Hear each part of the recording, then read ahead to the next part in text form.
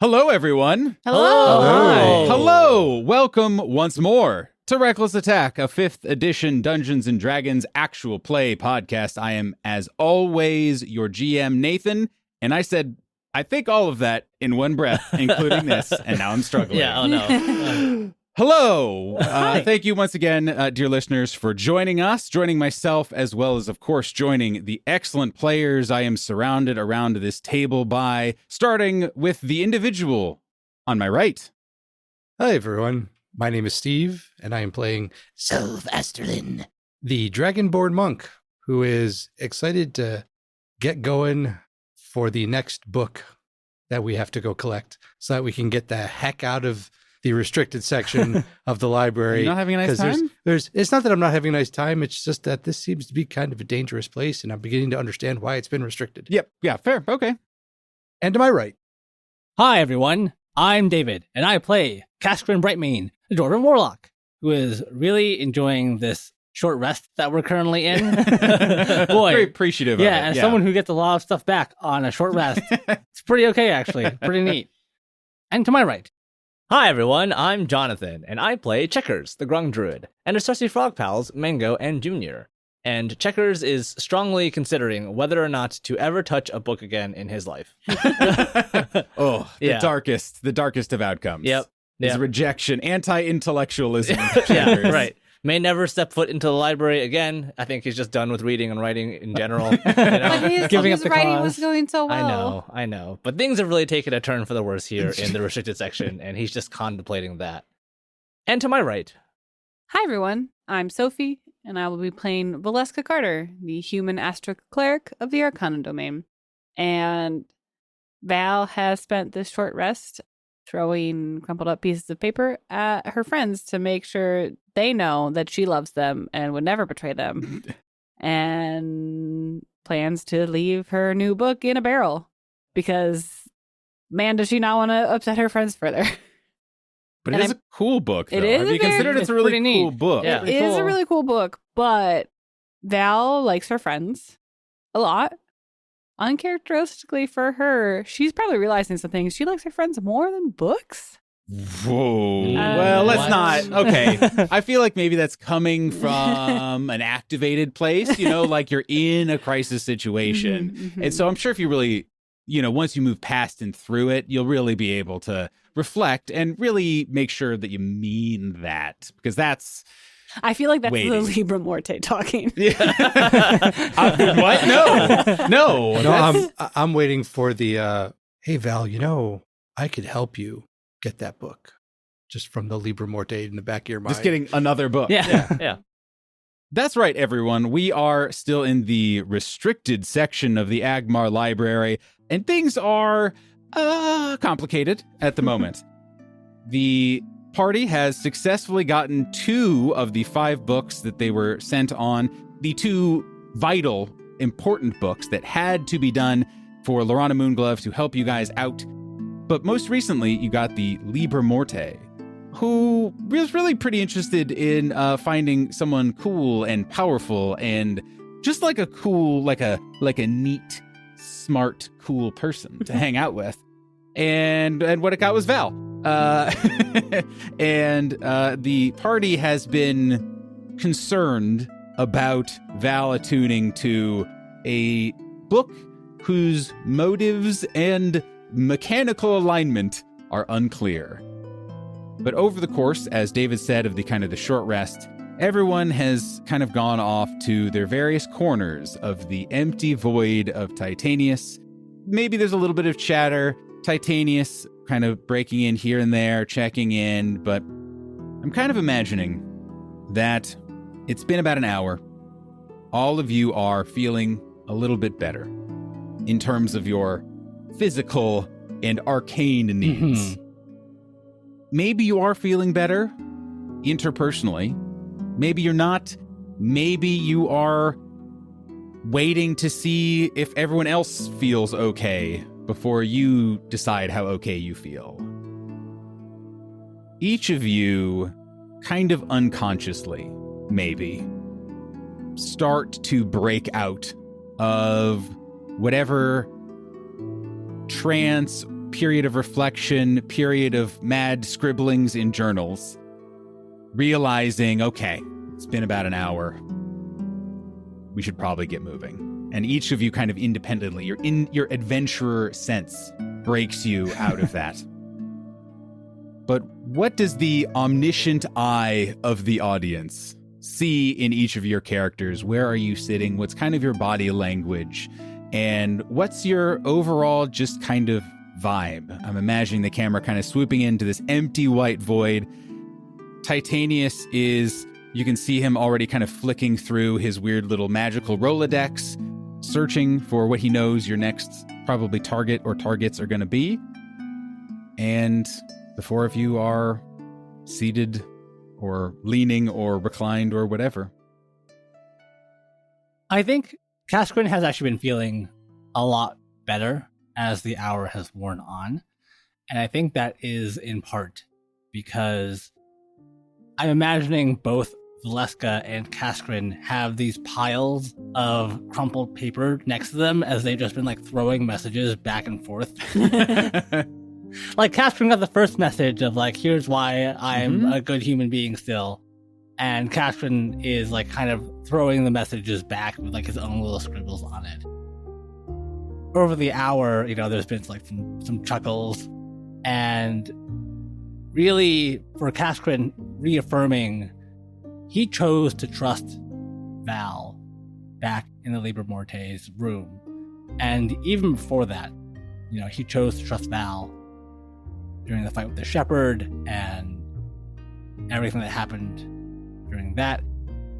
And even though there is a small amount of doubt, he's choosing to trust Val still. And so he's just like, kind of got like his one final message that he's written or that he's received from Val, and then folds it up, puts it in his pocket, and then kind of gets up from the short rest. So Selv is sitting cross-legged and is just kind of meditating and relaxing and going over in his mind just a bit of the conversation that Checkers and Selv had of how to determine if anything has actually happened to Val because she took possession of the Liber Morte. Selv absolutely believes what he told Checkers, that if it's still the same Val acting the same way and doing the same things, then at least for the time being, the book has no control, no sway over her. But that doesn't mean to not keep an eye out.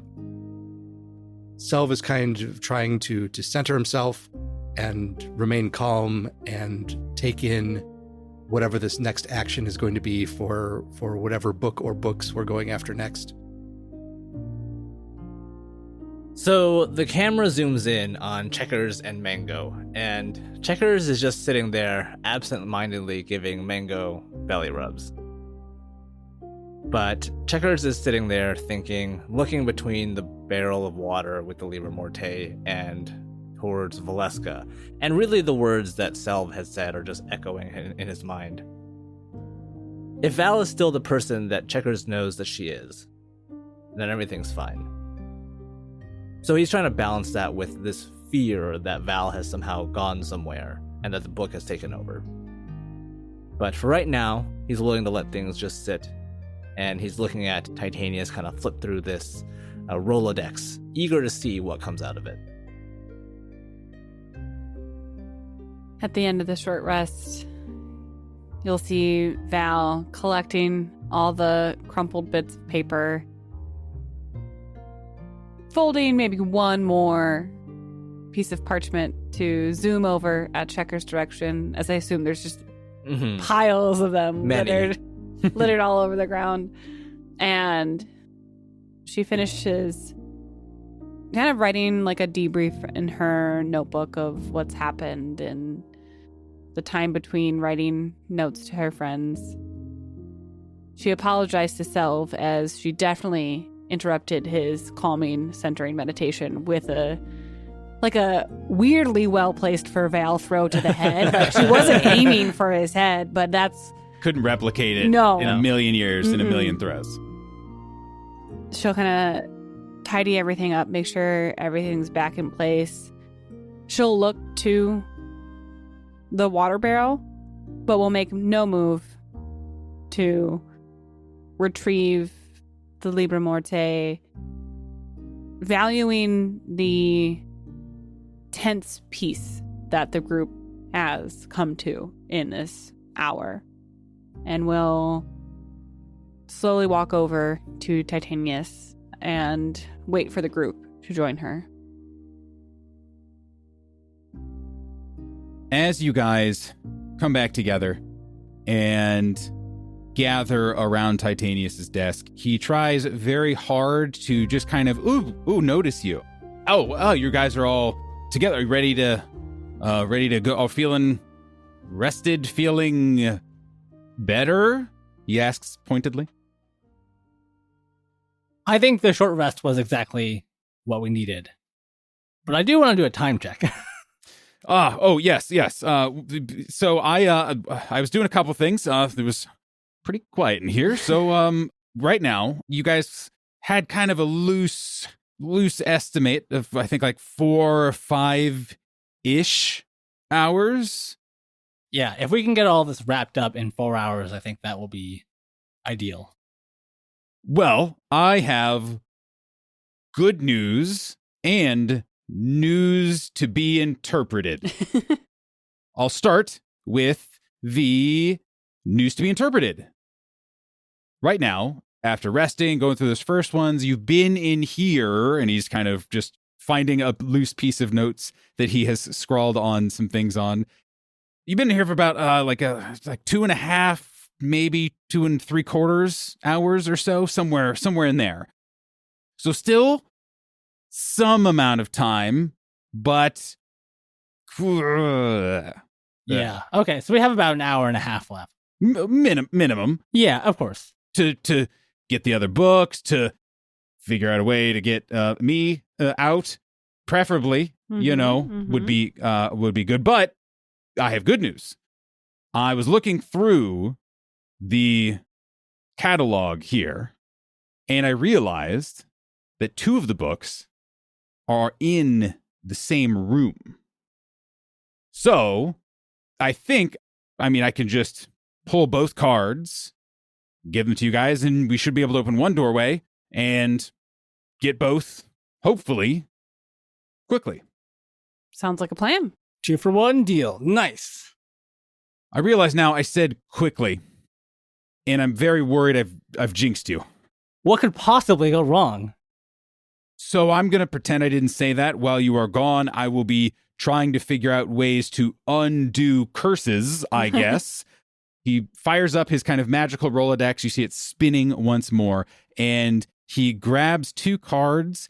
As it is spinning, just grabs 1, grabs 2, and holds them out one after the other to you guys. And you see 2 of the books on your list, specifically Plane Spotting and Arcane Anthony's Amazing Atlas and Almanac. And he extends his hand out to you guys for someone or a pair of someones to be, as you well know, the official caretakers of each of these. And he kind of looks at you all as he extends his hand and says, well, like we said last time, the library takes who is checking out books pretty seriously. I don't know all of what would happen if you do it again, and maybe you won't have a choice, but I would encourage you to choose as wisely as you can, especially knowing that we already have at least one curse that has been placed in the last 30 seconds. Val chuckles under her breath about how worried Titanius is, because 1% of her believes that there is a curse. Yeah, right. Some nervous energy bubbling up. Yeah, he is not a calming presence in this moment. He's pretty worried. Val does kind of put her hands behind her back because she's trying to read the vibe of the group of like, who is going to take these? Is Val welcome to take any more books? She always wants more books, but that got into trouble before. Kaskrin is definitely going to walk up and take one, and there is a little bit of like a quick glance at Valeska. It might be unconscious, but he, walks up and takes one of these cards before like you can kind of reach and do that yourself. Is Val still standing with her hands behind her back? Yeah, Val's not going to make a move because she thinks if she goes to grab one of the books that it feels like a bad move. It'd be for her interpreted to do. as an aggressive move. Is But, Valeska the imposter?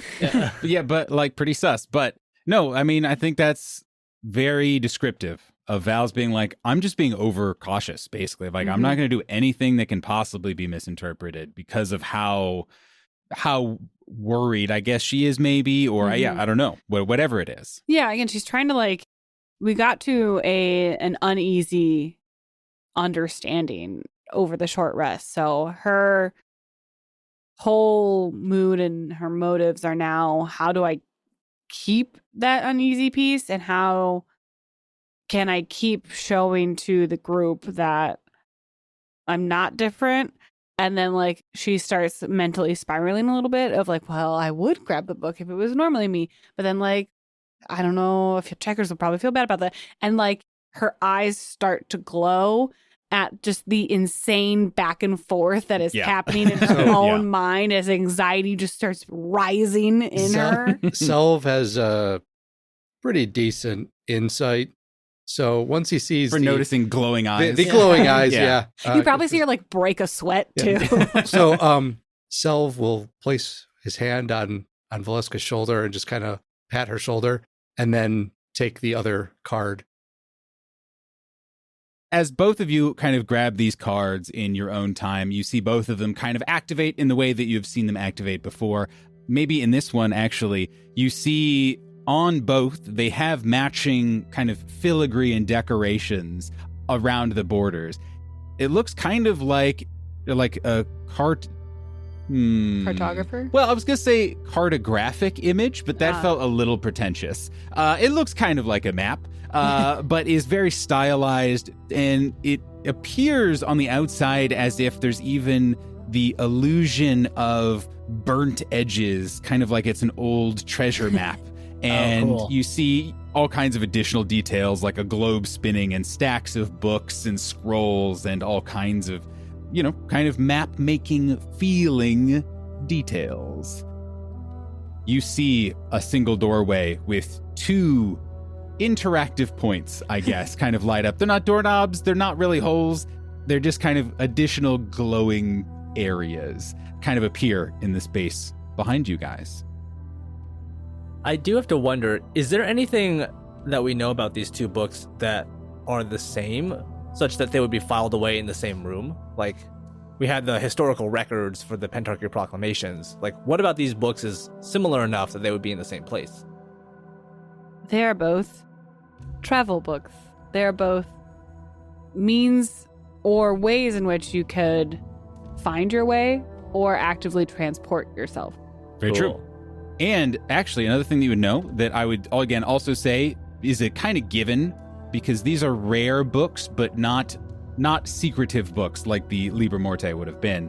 They're also quite old. Mm-hmm. These are not recent anythings. I mean, of course, they couldn't be too recent, being that they're in the restricted section, but they predate Ultra Giants. Some editions date back centuries. The Farmer's Almanac from like 1850. Essentially, yeah. I would wonder though too if the Atlas did have different planes as part of it and not just the material plane kind of Atlas. So the interesting bit about Arcane Anthony's Amazing Atlas and Almanac is that they were created in a high magic time and were enchanted so that to a degree of accuracy and detail, they self-updated. Oh. Now, whether they are updated now with being kind of squirreled away in the restricted section, let alone in Agmar, let alone just over hundreds and hundreds of years. It's hard to say. But that is kind of the magical, the oomph that makes Arcane, that distinguishes an Arcane Anthony product from the other dumb atlases and or almanacs.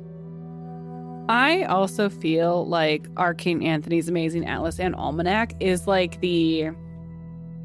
I can't remember the title of the book right now, but it's like, who was the travel author that like every American tourist bought their book to travel to the countries of Europe?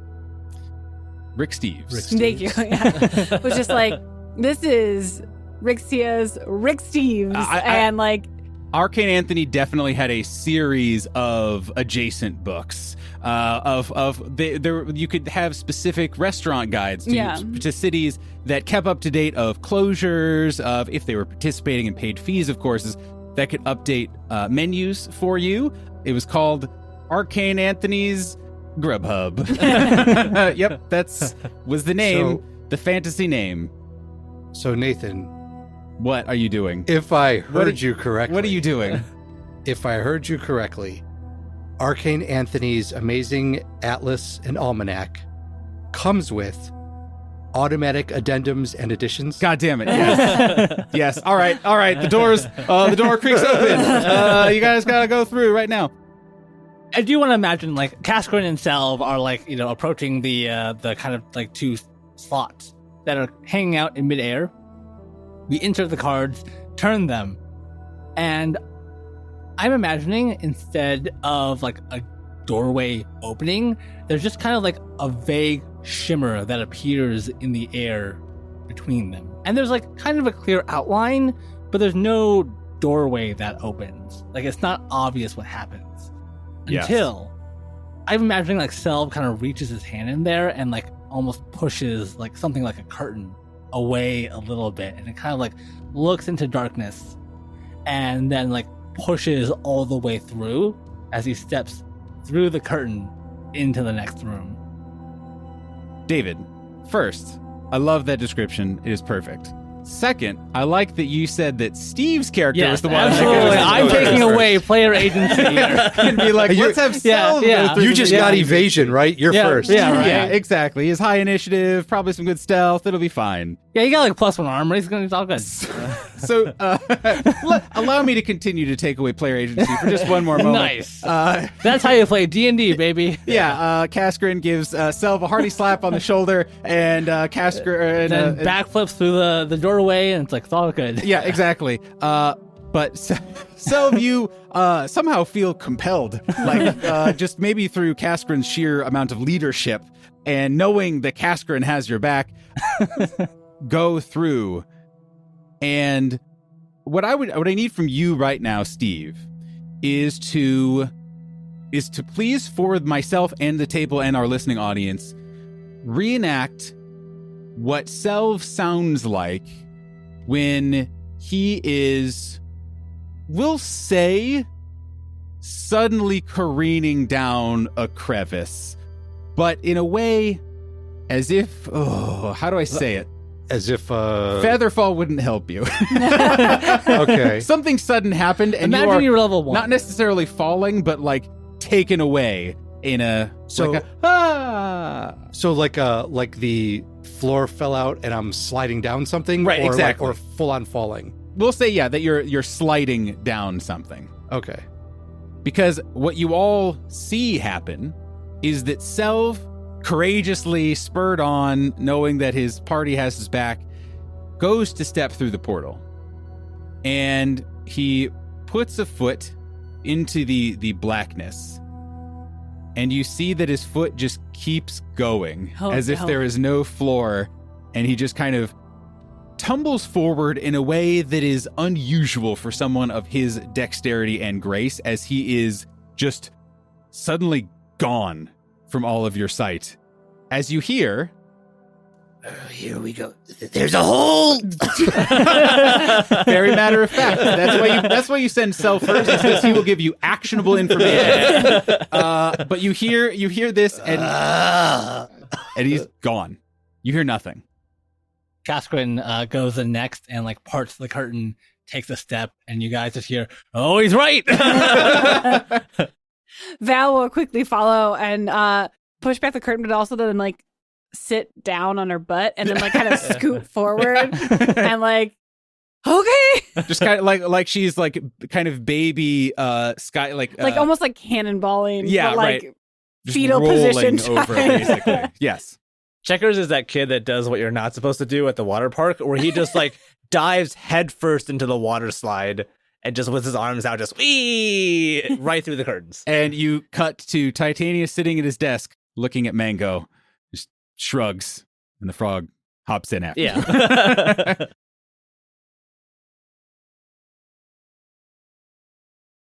And now, a word from our sponsor.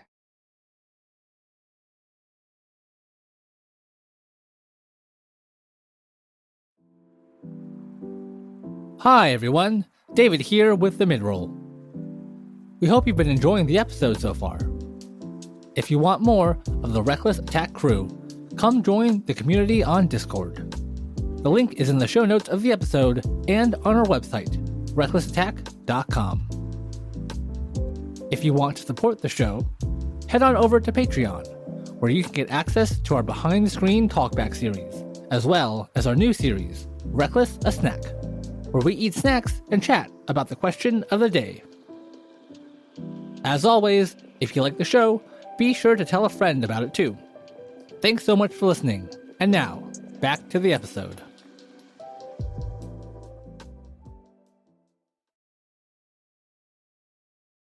You all are falling through space and perhaps time.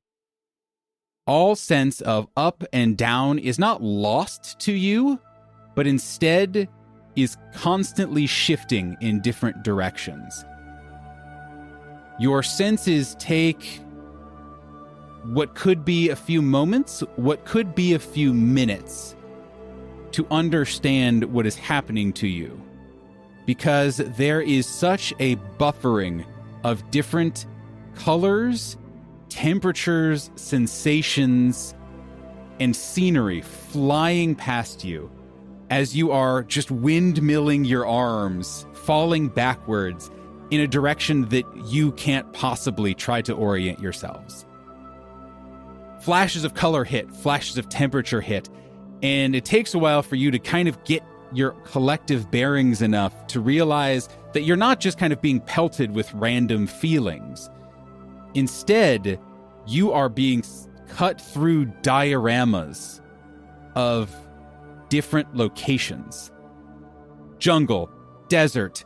You are flying over what appear to be a giant mountain range with a glacier just flying through the sky. Suddenly you are underwater, soaking wet, surrounded by horrifying underwater creatures that your brain alone cannot comprehend, let alone in this context. You catch snapshots of castles, of ruins, of people dancing around a fire, all the while being spun upside down, being pulled in all kinds of different directions by gravity and sensation, until smack, smack, smack, smack, smack. All five of you, one after the other, find yourselves standing still in what appears to be, we'll say, the opposite of the room you were just in, where instead of a white void filled with essentially nothing, you are in a black void filled with essentially nothing. It is not dark per se. You can make each other out totally fine. And it is as if you are animated characters on a black background. Val leans over, puts her hands on her knees, is just like, don't throw up, don't throw up, don't throw up. It's okay. Pulls out like a ginger chew and starts eating. That was disorienting. Would you like a ginger chew? That would be fantastic. Guys, that was great. We should do it again. Give me like 10 minutes. Mango vomits. Casquin is comforting Mango. Wait. Hold on. Mortals are here. No, I know. Casquin is going to call out into this black void. Hello? Can you hear us? Holy shit. Okay. Everyone, places. No, this is not a dress rehearsal. Okay. Everyone, again, have it queued up. Have it ready. Are we good? Okay. No! In a world so vast that it could never be explored in 100 lifetimes, one show will explore it all through the power of books. And then it is as if a light switch to existence is flipped on. You are suddenly in a giant arena. What? A huge cry is let up as all around you see stands filled with probably people that are various, kind of mortal sizes that let up just this big cheer. You find yourselves all standing together. Again, you have not moved as far as you could physically tell, but you are standing on a platform that is in the middle of a huge arena. Again, to put it in our human terms, this is several football fields. And as you're taking in all this information, you see that in the middle of this giant field, you can maybe see in the distance there are a couple other, maybe like groups situated scores of yards away from you.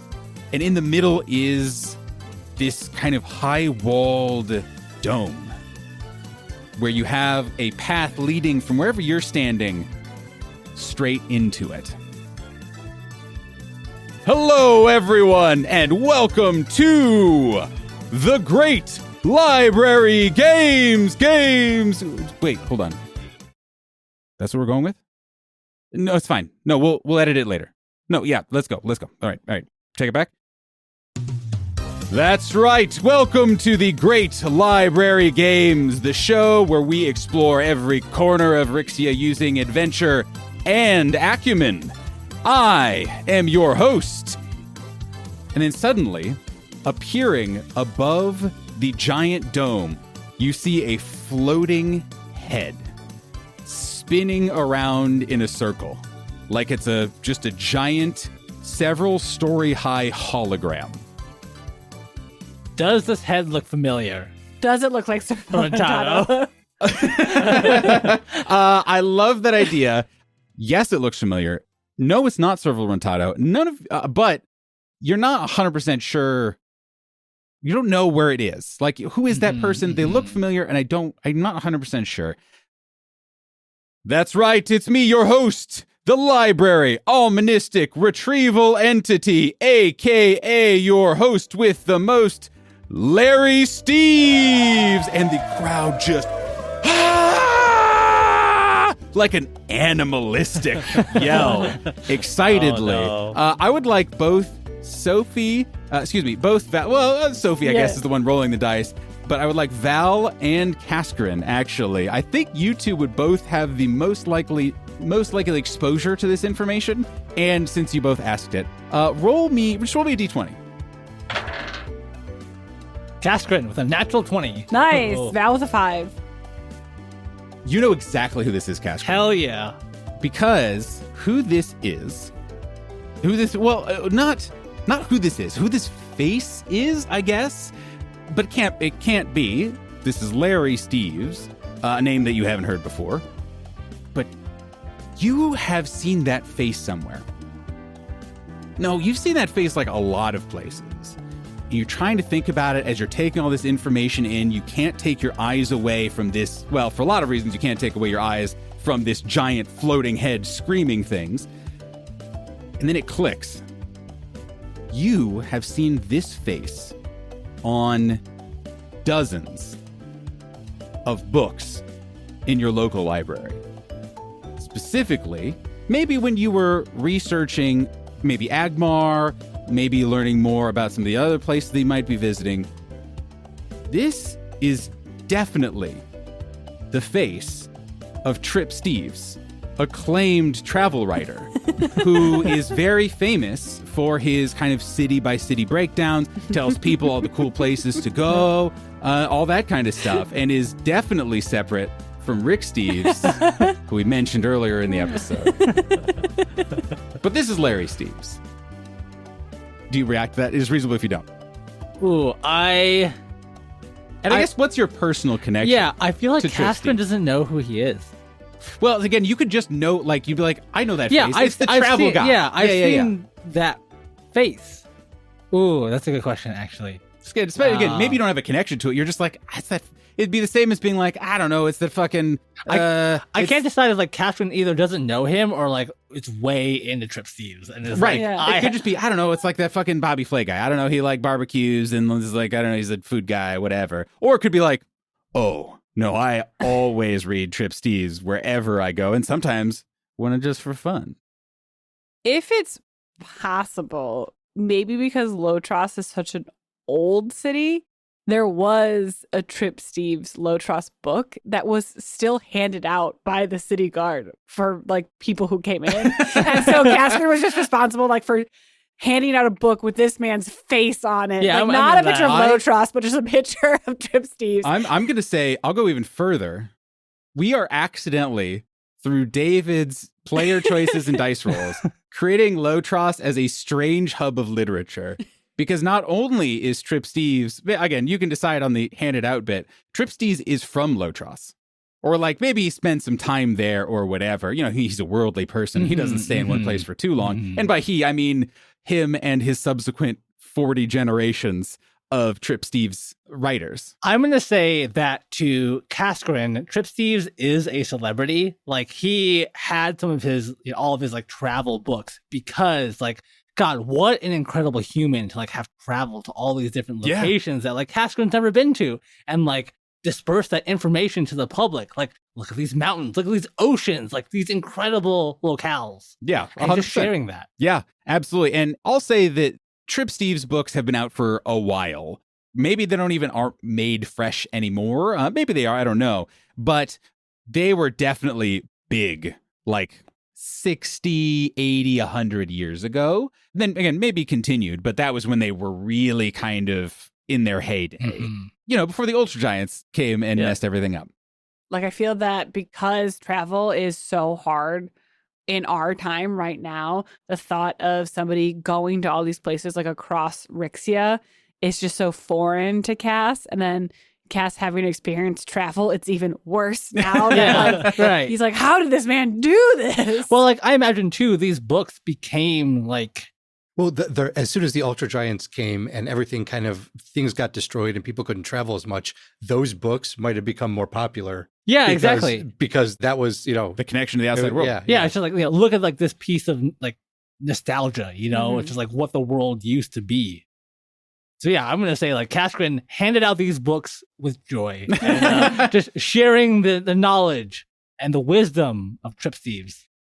Do you have a visible or audible reaction to realizing, holy shit? Oh yeah, there is a... And Kaskrin is immediately like way into this.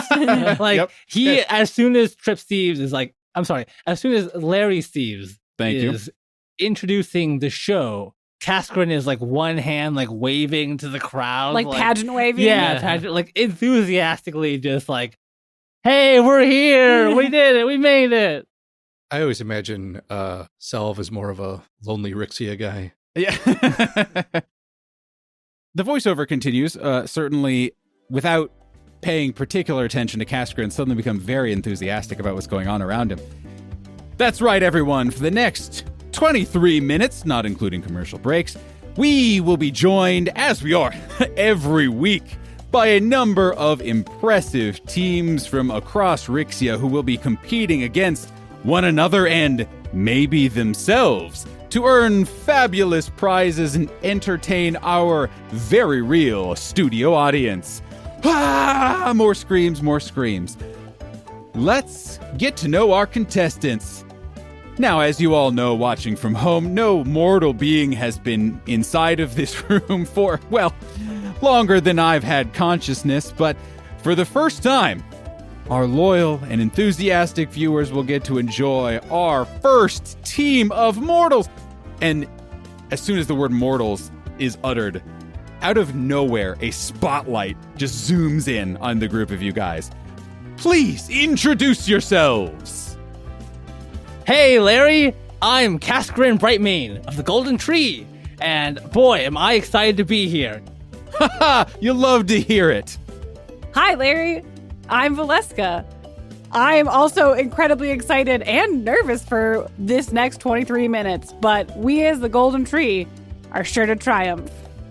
Well, it's your big debut, of course. I mean, who wouldn't be nervous? But I assure you, you're gonna have a great time.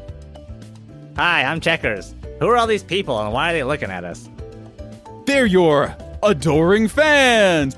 Gah! And again, this yelling is maybe not appropriate for the setting. This is like barbaric screams of like you're in a blood sport sounding, but like mixed with like some like yay woo. It's like just the setting. The Like dials aren't quite right. Like the front row is like programmed as appropriate sporting event audience, and then like all the rest of the rows were just like filler, and they found whatever audio of cheers they could. Maybe. Because that's not information your characters would know. I can't confirm or deny that, but Okay, good that's to the know. vibe. You mean everyone here knows who I am? Not yet. Well, they will. Well, you will. Hi, everyone. I'm Checkers, the Grung Druid. Hello, Larry. I'm Self, and I'm still a bit confused. Big cheer from the audience. Ah! And then the cheers kind of like die down a little bit, and there's just kind of a long, awkward pause. And the announcer, the head stops floating and kind of turns and stares at you all, and just kind of gestures with its eyebrows. Are we supposed to go down the path? No, we have 5 members, guys. So Selv, totally uncharacteristic, but this is what's going to happen. So Selv will actually move behind Mango and like prop Mango up just a little bit and just say, Hi, Larry. I'm Mango. kind of wave his head. Like winking at Bernie's way. Yeah. Goober selves makes a return. And then again, a final like, Mango! Excellent. Well, we have our members of the Golden Tree. And then there's a popping sensation. You all look around at each other and you realize all of you are now wearing different outfits. Nice. Oh, my. Different matching. You were wearing different outfits than you were, but you are wearing exactly the same outfit as one another. And this includes Mango, by the way.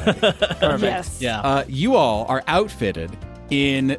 Yeah, you know what? I'm going to make the Rixian canon choice to say that all of the next bits of clothing are canon in the world as pre-existing.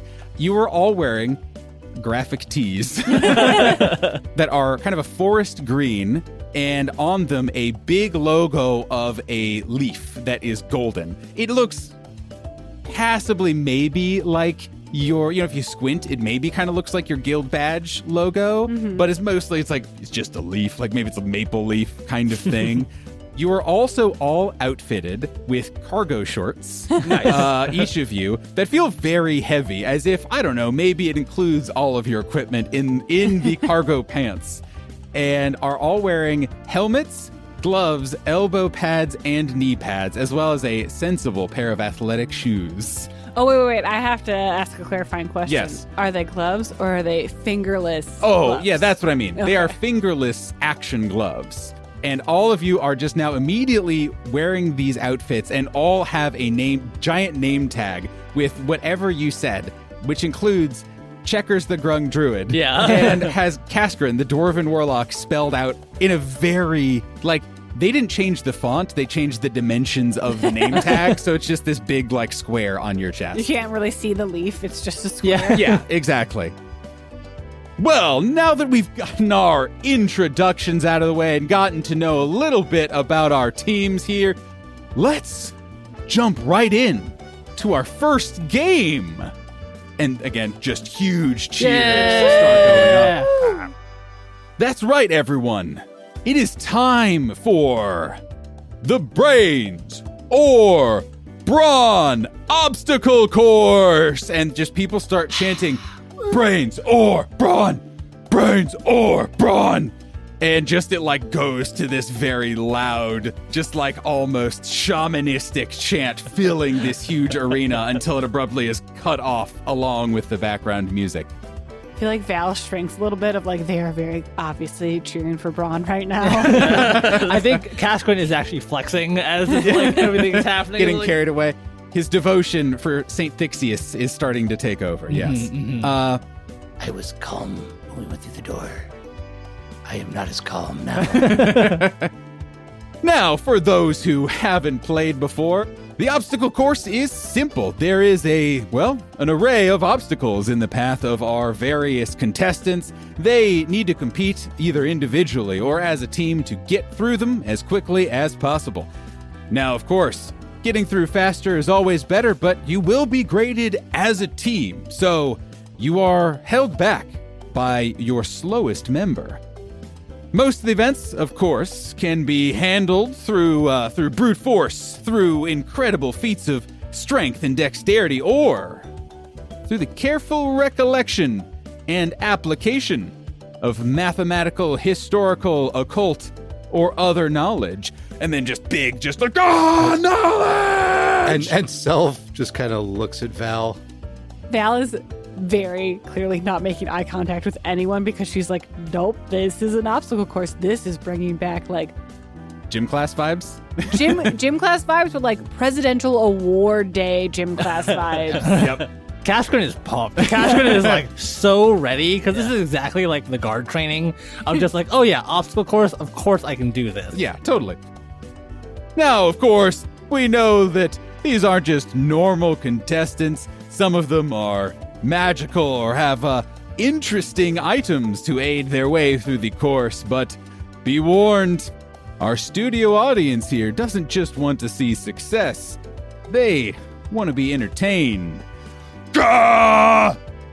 And as this big cheer of wanting to be entertained goes out, you see underneath the floating head pops a cheerometer, basically, that is way over to the right-hand side, just quaking with enthusiasm. Any questions?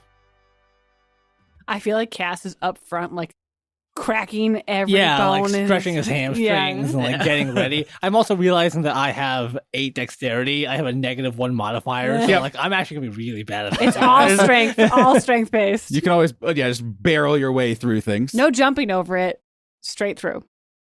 When does the 23 minutes start? You guys hear a loud chiming, and between each of them, you hear the voice of Larry Steves call out, well, in that case, on your mark, get set,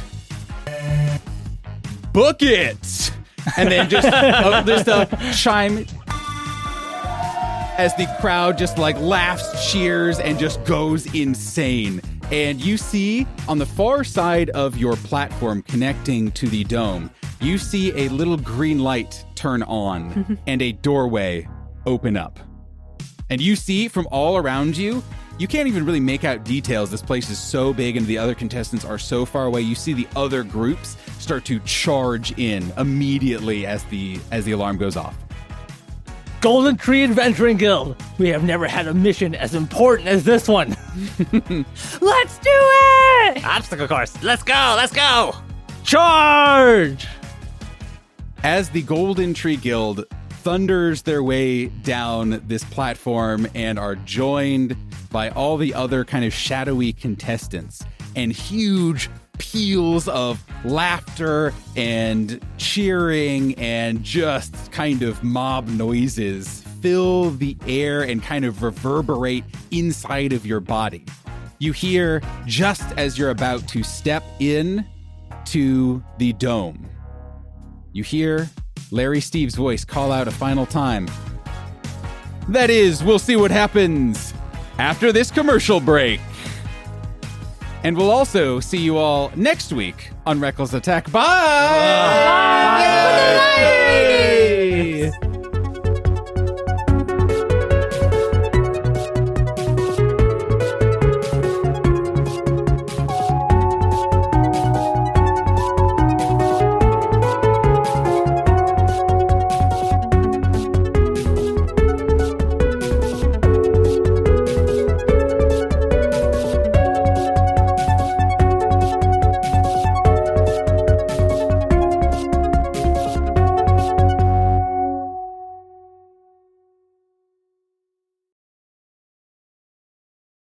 Would you, as I turn to David so that everybody knows what I'm doing here, would you, because you didn't specify which one you were taking, would you like to roll randomly, or is there one that you actually really wanted to take over the other one? I will take plane spotting. Okay. Interesting. Not what I thought you would take. Interesting. Because interesting. I picked randomly. Okay. I rolled the dice in my brain. Which was funny because I was thinking I was going to have Selv be like, Well, I always wanted to know about plane spotting and, oh, alas, the almanac. Damn it. Well,